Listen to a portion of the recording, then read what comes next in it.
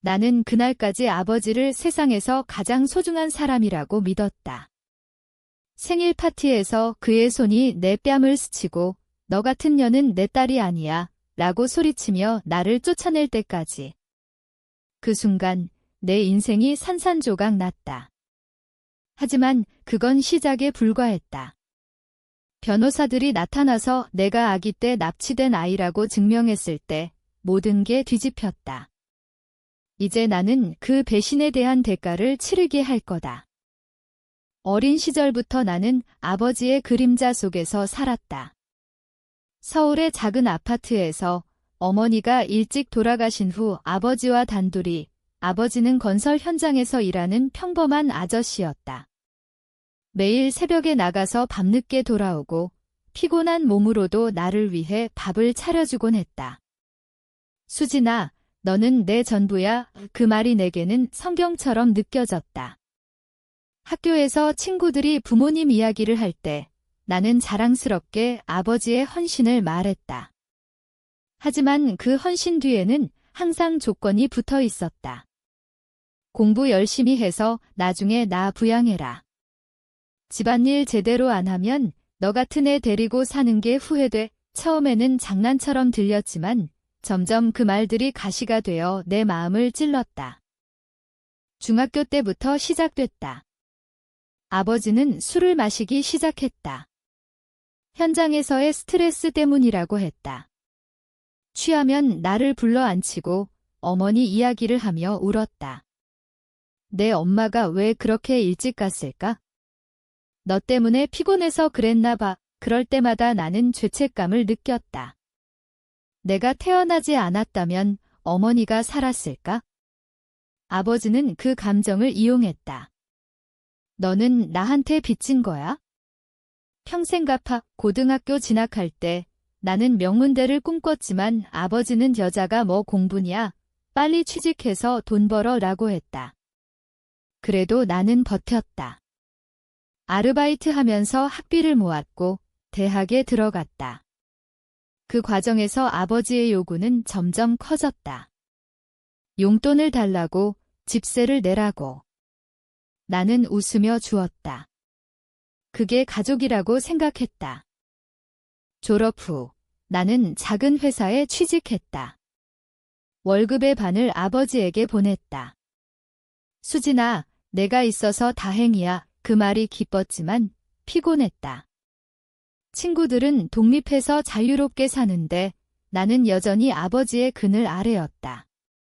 그러다 만난 남자친구, 민준이, 그는 나를 이해해 주었다. 너 너무 희생하지 마. 내 인생도 소중해. 하지만 아버지는 민준이를 싫어했다. 그런 놈이랑 만나면 나 버리고 갈 거 아니야. 그 말에 나는 민준이와 헤어졌다. 아버지를 실망시킬 수 없었다. 그 후로도 비슷한 일이 반복됐다.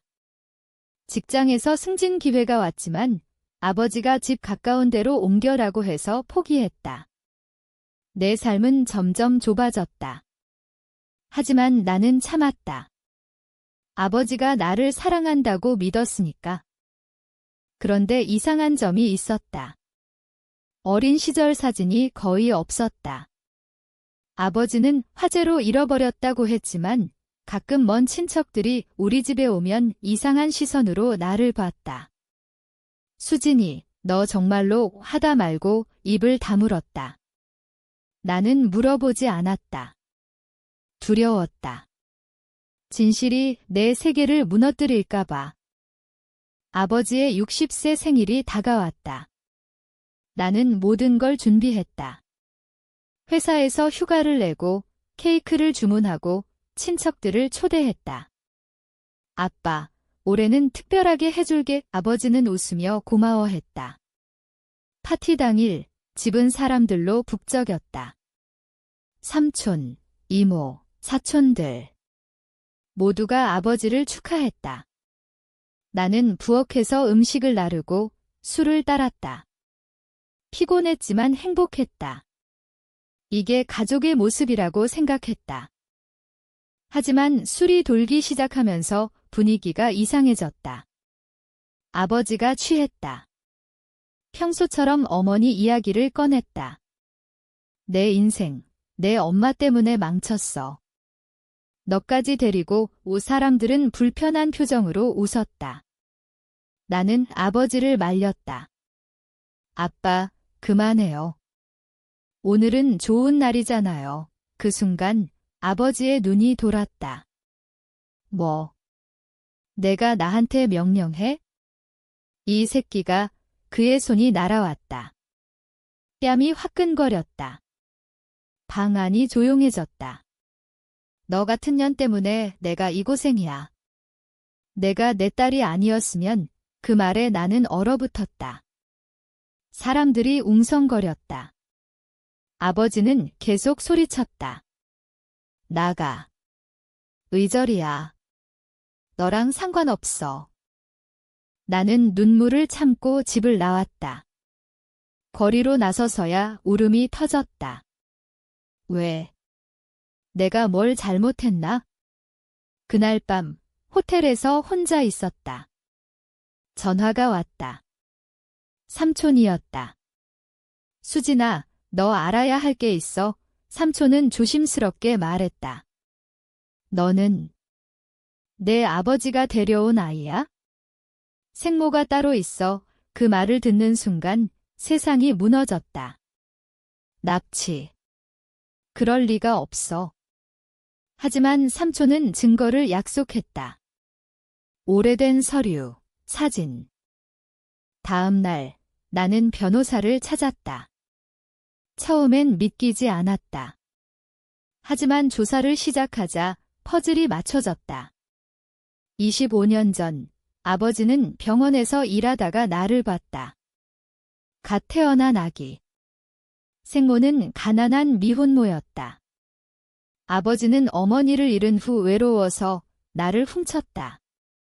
서류를 위조하고 서울로 도망쳤다.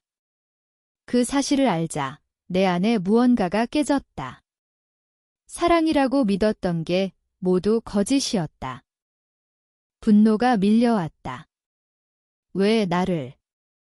왜 내 인생을 훔쳤나? 나는 생모를 찾기 시작했다. 변호사들이 도왔다. DNA 검사, 법적 절차. 과정은 고통스러웠다. 밤마다 악몽을 꿨다. 아버지의 손길, 그 따뜻함이 이제 혐오스러웠다. 생모를 찾는데 몇 달이 걸렸다. 그녀는 부산에서 살고 있었다. 가난하지만 평범한 삶, 나를 만난 순간 그녀는 울었다. 내 아기. 살아있었어. 그녀의 이야기는 충격적이었다. 병원에서 분만 후 아기가 사라졌다. 경찰 수사도 했지만 증거가 없어 포기했다. 그녀는 평생 그 트라우마로 살았다. 재혼도 하지 못하고 혼자서. 매일 내 생일을 생각했어. 그 말을 듣자 내 가슴이 찢어졌다. 아버지가 훔친 건 내 인생뿐만 아니라 그녀의 인생도였다. 변호사들은 소송을 준비했다. 납치, 신분 위조. 아버지는 체포됐다. 뉴스에 나왔다. 60대 남성, 25년 전 아기 납치 혐의의 사람들은 충격받았다. 나는 증인으로 섰다. 법정에서 아버지를 봤다. 그는 늙어 보였다. 수진아, 미안해. 사랑해서 그랬어. 그 말에 나는 웃었다. 사랑. 그건 소유욕이었다. 아버지, 당신은 내 인생을 훔쳤어요. 이제 돌려줄 때예요. 재판은 길었다. 증거가 쏟아졌다. 위조된 출생증명서, 병원 기록. 아버지는 유죄를 선고받았다. 징역 10년.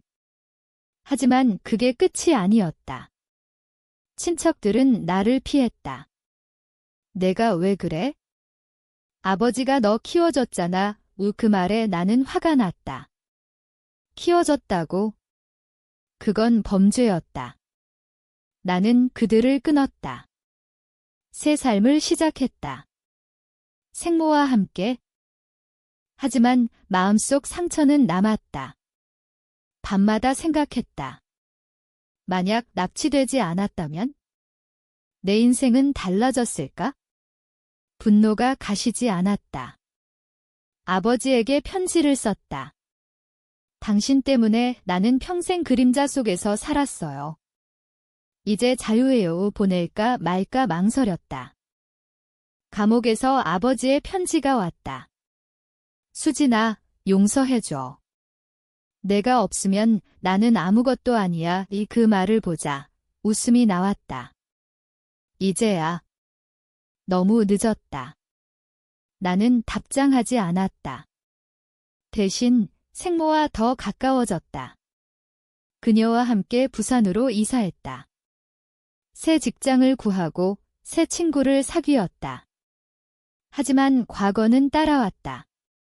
사람들의 시선, 속삭임. 저 애, 납치된 애잖아.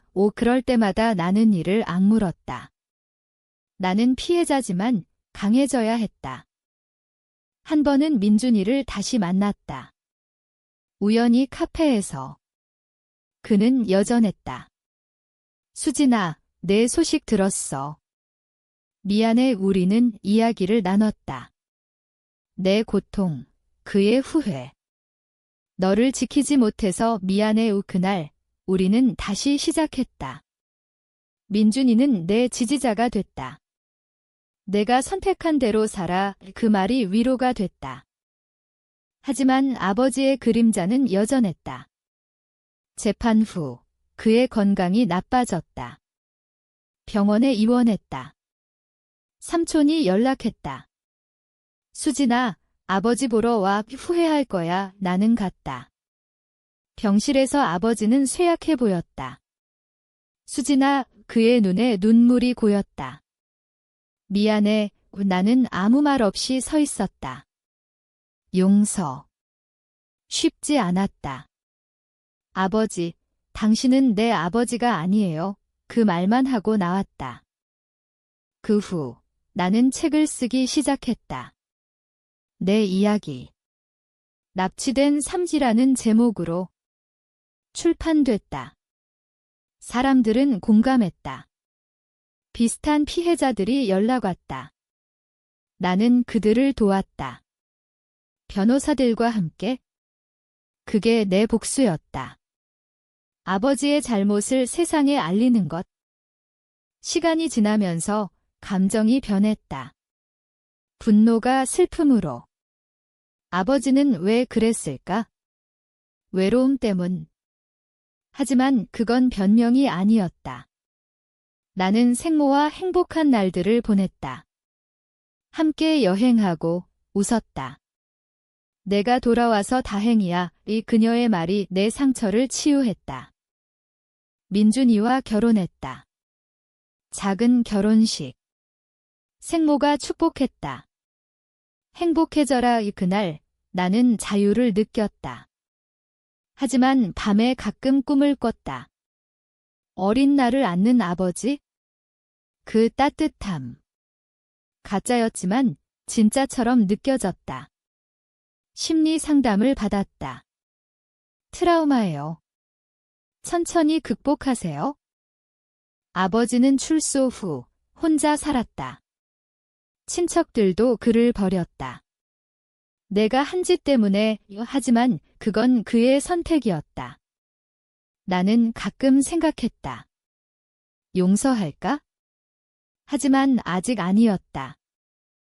어느 날 아버지의 소식이 왔다. 자살 시도. 병원에서. 나는 달려갔다. 그는 의식을 잃었다. 의사는 후회로 인한 우울증이라고 했다. 그 순간 내 안에 갈등이 폭발했다. 왜 나를? 왜 이제 와서? 그는 깨어났다. 수진아, 한 번만 용서해. 나는 울었다. 아버지, 당신 때문에 내 인생이 하지만 말끝을 흐렸다. 살아요. 당신 인생도 소중해요. 그 후 우리는 대화를 시작했다.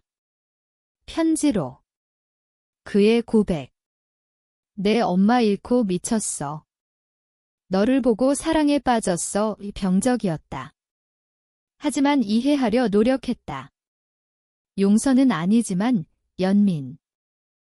내 삶은 안정됐다. 아이를 가졌다. 딸 그녀를 보며 생각했다.